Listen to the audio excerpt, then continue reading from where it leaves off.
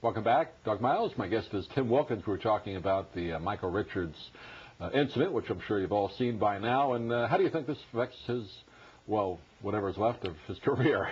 Well, and that's the funny thing, is he obviously wants to be a stand-up comic because he doesn't have to do this. I'm sure he did just fine on that whole Seinfeld thing he had shaken out. What were they making? $1 million, half an episode the last season? Last year, sure. Yeah. That'll hold me for a little bit. What are they, 13 episodes in the last 2 or 3 seasons? That's 26. That's $40 million he's sitting on. I think I could scrape by on that. And I couldn't go to Longboat Key or, dine out very often, but I'd be all right. Couldn't shop at Penny's, but... There have been... There have been lesser people. That was really impressive how you did that, Doug. That was. I'm hip to your guy. Yeah, I'm impressed. I don't know what the fallout will be for his career as a comic, but I also don't know what he was thinking. I really don't. I mean, from a stand-up, you've done that thousands of times, been on stage. Can you even go into his head and figure out what he was doing there? I mean, we were talking about it again off camera. I've played the Def Jam, the urban circuit, they called it, the black clubs, and had a great time. I had some rough times where I had to fight my way through it comedically, but I never went there. I went there creatively. I went there with an edge, but I didn't go there with the kind of venom that he went there. So I don't know what the fallout's going to be for him as a comic. He's still got the star power to get on any stage anytime, so I don't know what he's going to do. Yeah, it was a strange appearance last night on Letterman. I don't know if you happened to see that. I saw the clip. Was the guest, and they brought him on via satellite. And Letterman usually doesn't do that kind of dramatic or comedic segments, but it got a little dramatic there for a few minutes. Well, you were talking about the character of Cosmo Kramer and what a transition. Maybe there was a bit in there somewhere. It's a long stretch to go from giddy up to get a rope. Yeah, I mean, that's a reach. Yeah, I don't know what he was thinking, but the Letterman thing, I don't think he was contrite enough. I don't think our politicians are contrite enough.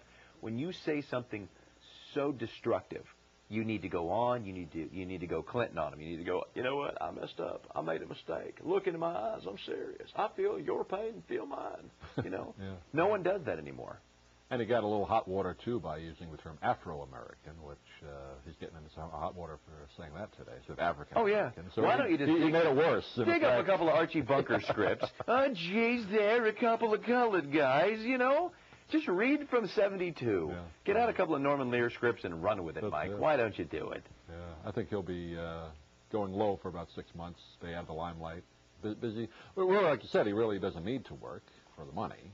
No. His series that he did after Seinfeld lasted, 3 or 4 weeks? Couple hours. Couple hours. So, but Jerry was a little upset because they just put out the new 7th season on DVD. Season, yeah. He didn't need that to happen last night. The day that it broke, he's out there doing promo to support the DVD. Yeah. Genius, Kramer. Yeah.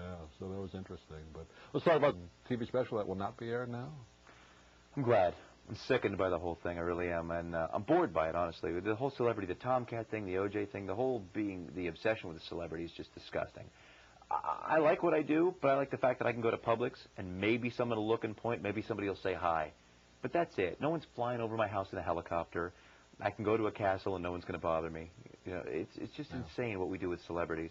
And he's not even a celebrity anymore. He's infamous. He's not even famous. It would be more fun if it wasn't O.J. Simpson that killed his wife, but Homer Simpson. That would have been better.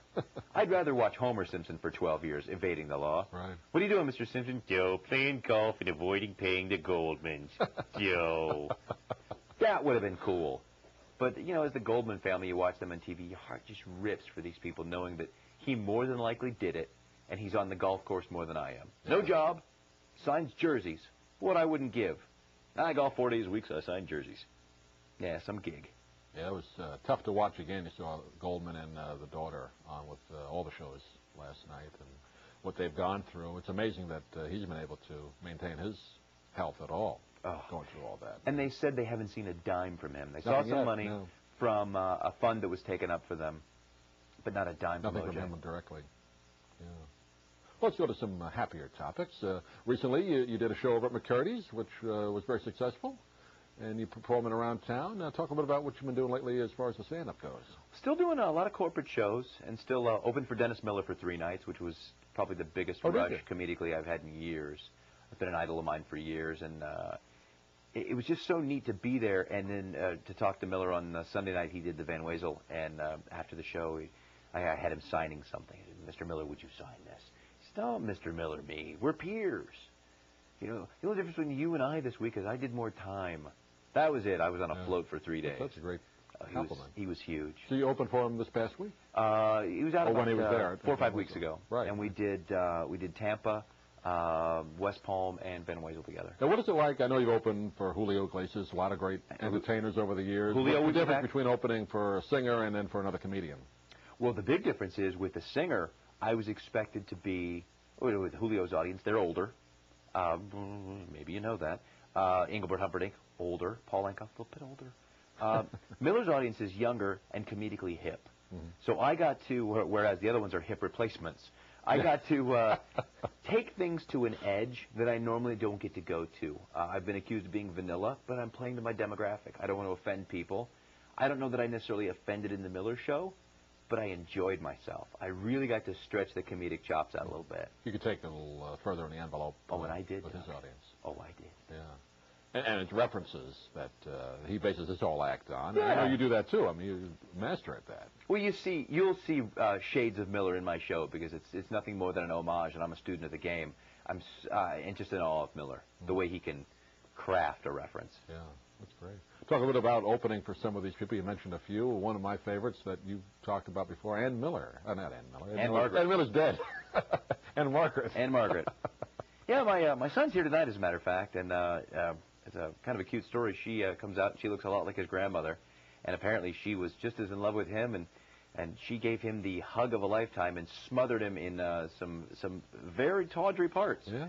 She just basically grabbed him and gave him the hug from Hugs, and I looked at him as he was lit up and said, "You've been places only Elvis has been, boy." She looks pretty great, though. She looks amazing, and it was a fun show. Yeah. Iglesias is going to be back, by the way, in February. He'll be in Sarasota. That's right. I think At Van Wezel. 13th or 14th at Van Wezel. You'll be opening for him that night. We're doing 5 nights, yeah. And I'm great. trying to get him on Studio 10 the 14th or 15th. That'll be fun. Yeah, we'll He talk more promised about me. Tim working with some of the greats in the business and his career. We'll be right back on the program. Stay with us. Don't go away.